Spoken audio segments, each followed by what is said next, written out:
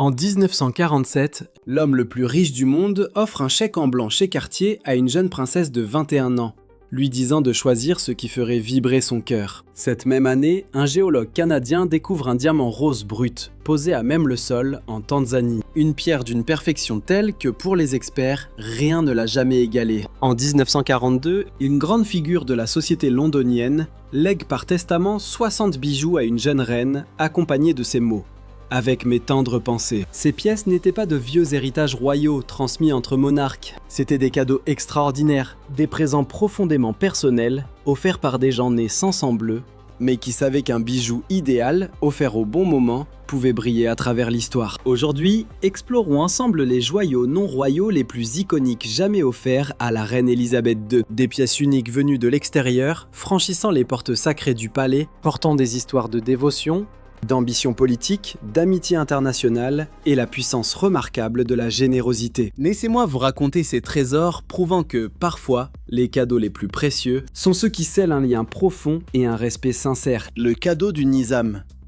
Commençons par cette histoire de chèque en blanc chez Cartier. En 1947, Osman Ali Khan, le Nizam d'Hyderabad, figurait parmi les hommes les plus riches de la planète. Sa fortune était si légendaire qu'il avait, dit-on, de quoi rembourser l'intégralité de la dette nationale britannique. Lorsqu'il apprend les fiançailles de la princesse Elisabeth avec le prince Philippe Mountbatten, il ne s'est pas contenté de fouiller ses coffres pour envoyer un chèque. Il a fait quelque chose de bien plus intime et flatteur. Le Nizam a ainsi donné l'ordre à Cartier de laisser la jeune princesse choisir son cadeau de mariage. Prenez une seconde pour y penser. Il a littéralement donné carte blanche à une future mariée de 21 ans chez le joaillier le plus célèbre au monde, lui demandant de choisir ce qui ferait vibrer son cœur. Les designers de Cartier collaborent directement avec la princesse Elisabeth, esquissant des projets, affinant les dessins, intégrant ses désirs dans chaque détail. Elle opte pour un collier de diamants aux proportions époustouflantes. Une pièce en platine sertie d'environ 250 à 300 diamants, plus une tiare assortie dotée de broches florales amovibles en diamant. Ce qui rendait ce cadeau si marquant n'était pas seulement sa valeur matérielle. Aujourd'hui, estimée entre 80 et 83 millions de dollars, c'était le message caché derrière tout ça.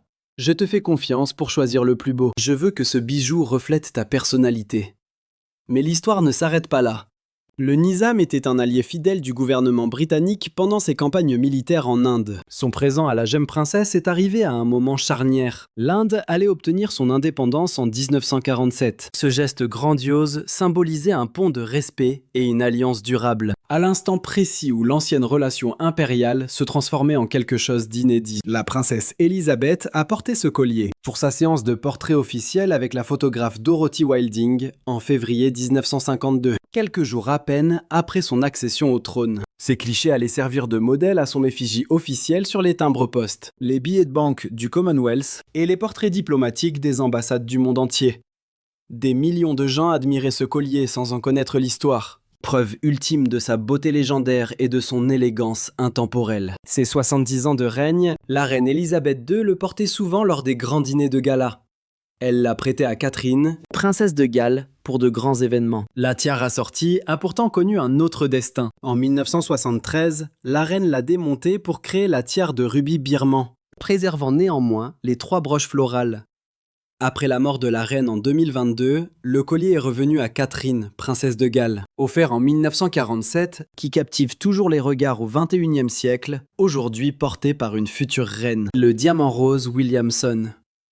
Laissez-moi vous conter l'incroyable histoire de cette pierre trouvée à même le sol. Un jour d'octobre 1947, l'année même du mariage d'Elisabeth, 2 mineurs de la mine Williamson, à Mwadui au Tanganyika, arpentaient le terrain quand soudain, quelque chose a attiré leur attention. Un diamant brut posé là, au grand jour, une rareté absolue, car on ne trouve presque jamais de diamants en surface. Ils ont apporté leur découverte au docteur John Williamson, le propriétaire canadien, qui a immédiatement compris son potentiel. La pierre brute pesait 54,5 carats, mais sa véritable magie résidait dans sa couleur, un rose pâle, lumineux et captivant, l'une des teintes les plus rares de la joaillerie. Le docteur Williamson, fervent royaliste, devait faire un choix à un moment charnière. Londres était alors dirigé par les travaillistes, qui comptaient nationaliser les mines étrangères. Il fit un choix très audacieux. Offrir ce diamant rose d'exception à la princesse Elisabeth pour son mariage. Plus tard, il avoua en toute franchise à un ami que ses motivations étaient complexes. Certes, il aimait la couronne, Mais ce cadeau à la future reine était un calcul politique pour empêcher le gouvernement de saisir sa mine de Tanzanie. Un présent fait à la royauté avait un poids diplomatique bien plus grand qu'un simple don à l'État. Dès l'arrivée du joyau à Londres, il fut confié à Briffel et Lemaire, d'illustres tailleurs de Clerkenwell. Leur travail allait révéler un défi totalement imprévu. Une cavité, un défaut interne, se cachait au cœur de la pierre. Il a fallu 2 mois de calcul minutieux pour contourner ce défaut sans briser la structure du diamant. Quand la princesse Elisabeth et sa grand-mère, la reine Marie, ont visité l'atelier le 10 mars 1948, elles ont contemplé ce chef-d'œuvre de précision. La gemme brute était devenue un brillant rond de 23,6 carats. Une taille choisie sur mesure pour révéler sa teinte rose unique et magnifier son éclat naturel. Puis, une curieuse attente commença. Taillé en 1948, le joyau n'a pourtant été monté en bijoux que 5 ans plus tard. Selon les historiens, ce délai s'explique par des questions d'impôts liées à un présent aussi coûteux. Le gouvernement britannique devait déterminer comment estimer la valeur de ce cadeau sans infliger de taxes colossales à la princesse. Finalement, en 1952, Cartier fut chargé de concevoir la broche. Frédéric Mew, le maître designer de Cartier, créa une véritable merveille architecturale en miniature. C'était une jonquille en platine, dotée de 5 pétales et 2 feuilles pavées de diamants. Et en son cœur trônait ce diamant rose de 23,6 carats. La broche arborait 170 petits diamants de taille brillante. 12 diamants baguettes et 21 marquises dessinaient ainsi les pétales et les feuilles. Jean-Jacques Cartier, en personne, inspecta minutieusement la création une fois terminée. Il vérifia l'angle de chaque diamant, exigeant un envers aussi parfait que l'endroit, s'assurant aussi que le fermoir soit solide et discret. La broche en diamant rose Williamson fut officiellement présentée à la reine Elisabeth II le 22 juin 1953, à peine 3 semaines après son couronnement. La reine la porta très souvent au fil des décennies. Associée à de simples perles, elle apparaît sur d'innombrables portraits officiels, notamment sur ce cliché mémorable de 1954 avec ses enfants. Le prince Charles, la princesse Anne. Aujourd'hui encore, les plus grands experts considèrent cette gemme comme le plus beau diamant rose jamais découvert. Aucun autre diamant rose n'a pu l'égaler en termes de pureté, de couleur et de poids. Le Leg Greville. Si l'on devait mesurer l'amitié en carats et en diamants, le dévouement de Madame Margaret Greville envers la famille royale serait tout simplement incommensurable. Loin d'être une simple admiratrice ou une parente éloignée, elle régnait en véritable reine des salons londoniens. Une femme immensément riche et dotée d'un charme irrésistible, mais surtout une amie intime de la reine Marie et des siens. À sa mort en 1942, elle laissa des instructions très claires dans son testament. Tous ses bijoux devaient revenir, avec ses pensées les plus affectueuses, à la reine Elisabeth, épouse du roi George VI. Plus de 60 bijoux. Imaginez un instant. Il ne s'agissait pas d'un simple collier, mais d'une collection entière. Sans doute le plus grand legs privé jamais consenti à un membre de la famille royale britannique. On y trouvait la tiare Boucheron de 1919, d'incroyables colliers de diamants, broches et boucles, des parures d'émeraude somptueuses. Pour tout vous dire, lors de l'ouverture du testament, la fortune était estimée à 1,5 million de livres, ce qui représenterait des millions d'euros aujourd'hui. Voici une anecdote savoureuse qui dévoile le côté si humain de la royauté. La reine Elisabeth écrivit à sa belle-mère, la reine Marie, exprimant une excitation presque enfantine et totalement irrésistible. « Je dois vous dire que Madame Greville m'a légué ses bijoux.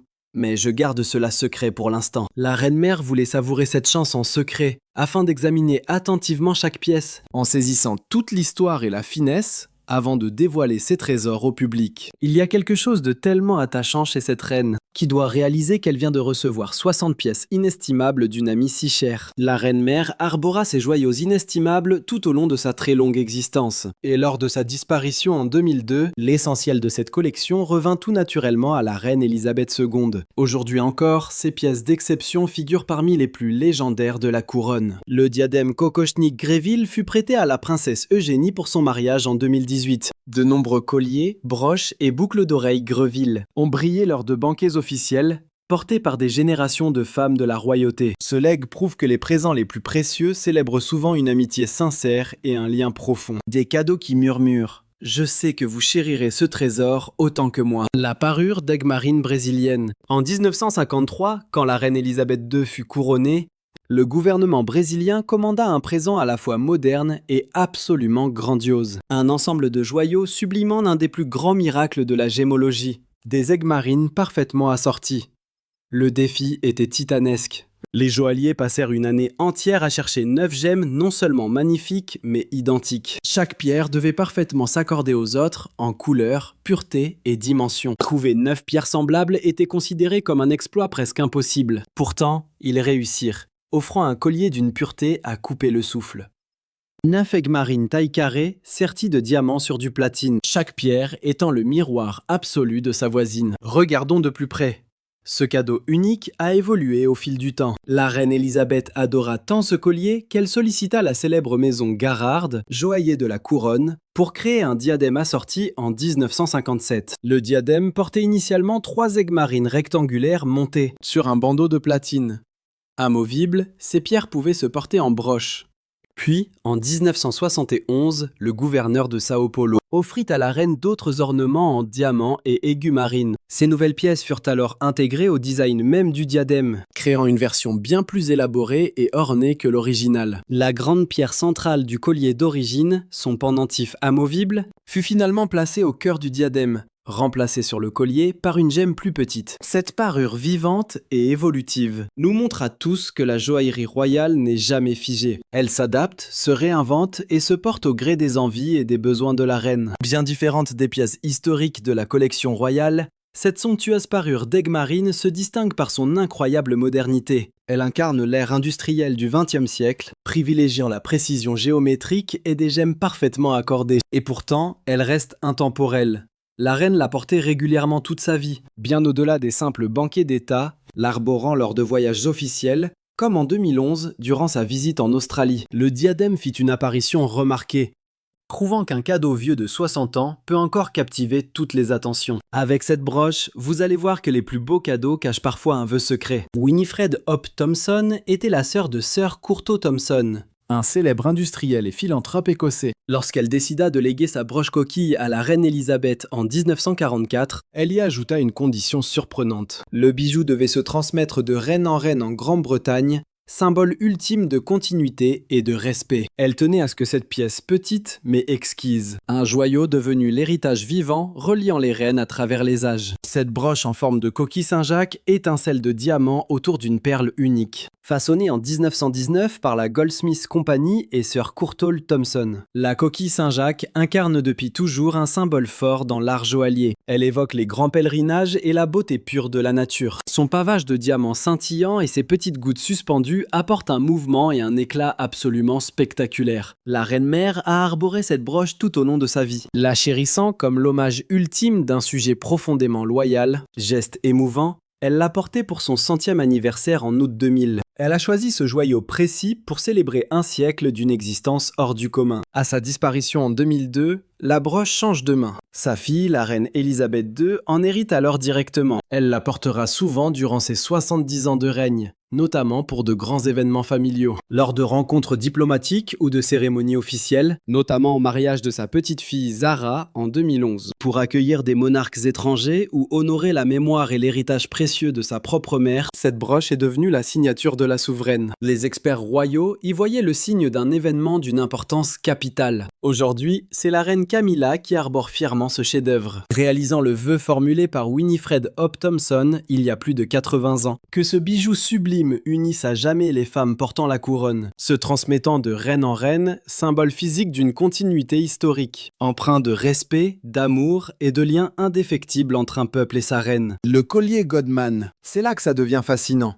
Vous allez voir, le mystère fait parfois toute la magie. Frédéric Duquesne Godman était un célèbre naturaliste et zoologiste. Voyageant en Bavière dans les années 1890, il acquiert un splendide collier d'émeraudes et de diamants. Selon le vendeur, ou selon la croyance de Godman lui-même, ce bijou d'exception aurait appartenu à l'impératrice Joséphine de France, épouse de Napoléon. Une origine restée totalement mystérieuse. Les sœurs Godman, héritières de la merveille, ont jalousement préservé cette légende familiale durant des décennies. Puis, en 1965, ces vieilles dames accomplissent un geste fou. Écrire à Buckingham Palace. Elles affirment détenir un trésor ayant appartenu à l'impératrice Joséphine en personne. Un joyau digne d'éveiller l'intérêt de sa majesté, la reine Elisabeth II. Sir Francis Watson, conservateur des collections royales, est immédiatement dépêché pour mener l'enquête. Il examine minutieusement le joyau, comparant les archives des bijoux de Joséphine à cette mystérieuse parure d'exception. Le verdict tombe. Bien que splendide et historique, la pièce reste un mystère. Impossible de prouver scientifiquement qu'elle a un jour appartenu à Joséphine. En temps normal, l'histoire s'arrêterait là. Un cadeau d'origine incertaine et d'ordinaire poliment décliné par la famille royale. Mais le dévouement et l'immense générosité des sœurs Godman touchent la reine en plein cœur. Contre toute attente, Élisabeth II décide d'accepter ce fabuleux présent. Mieux encore, la reine a invité les sœurs Godman à Buckingham pour une audience privée. Un geste de remerciement sincère pour saluer leur incroyable générosité. Les sœurs voulaient absolument que la reine possède cette pièce, peu importe son histoire mystérieuse, assez touchant pour balayer les doutes sur sa provenance. La reine Élisabeth II portait ce collier Godman surtout lors d'événements liés à la France, honorant la légende du lien avec Joséphine, même sans la moindre preuve. Il a brillé lors de dîners d'État et de réceptions diplomatiques durant les années 60 et 70. Aujourd'hui, l'origine de ce collier reste pour nous un magnifique mystère. Une seule certitude, deux sœurs dévouées aimaient tant ce trésor paternel qu'elles s'en sont séparées, convaincues que sa place était auprès de la reine de leur nation. Et une souveraine aimait tant son peuple qu'elle a accepté ce cadeau incertain, préférant la foi aux preuves. C'est peut-être là le plus beau trésor de cette histoire. Tous ces joyaux, le collier du Nizam choisi par une jeune mariée, le diamant rose trouvé à même le sol, les 60 pièces léguées par une amie fidèle, les aigues marines magnifiées au fil des décennies, cette broche coquillage transmise de reine en reine, et ce collier mystérieux accepté par pure confiance. Il nous révèle une vérité profonde sur l'héritage. Rien n'a été hérité. Rien n'a été acheté, tout a été offert librement, généreusement, par des personnes conscientes qu'une gemme d'exception, offerte avec le cœur, au bon moment, pouvait tisser des liens survivants aux empires et aux générations. La reine Élisabeth II a porté ses trésors durant ses 70 ans de règne, et à chaque fois, elle portait avec elle l'histoire de ceux qui les lui avaient offerts. L'homme le plus riche du monde laissant une jeune princesse choisir son propre trésor. Ce géologue canadien qui a découvert ce diamant rose absolument parfait. Cette grande dame londonienne léguant toute sa collection à une amie très chère. Le Brésil tout entier cherchant durant 1 an 9 pierres parfaitement identiques. Cette sujette dévouée voulant relier les reines à travers le temps avec sa broche. Et ses sœurs âgées qui croyaient au pouvoir d'un don, même sans preuve historique. Voilà les bijoux qui prouvent que la générosité, l'amitié et la foi brillent bien plus fort que n'importe quel diamant. Dites-moi ce que vous en pensez. Quel cadeau vous touche le plus? J'ai hâte de vous lire en commentaire. Et si ces histoires vous ont captivé, laissez un petit pouce bleu et abonnez-vous à la chaîne. Tant d'autres trésors fascinants ne demandent qu'à être explorés. Merci d'avoir partagé ce moment.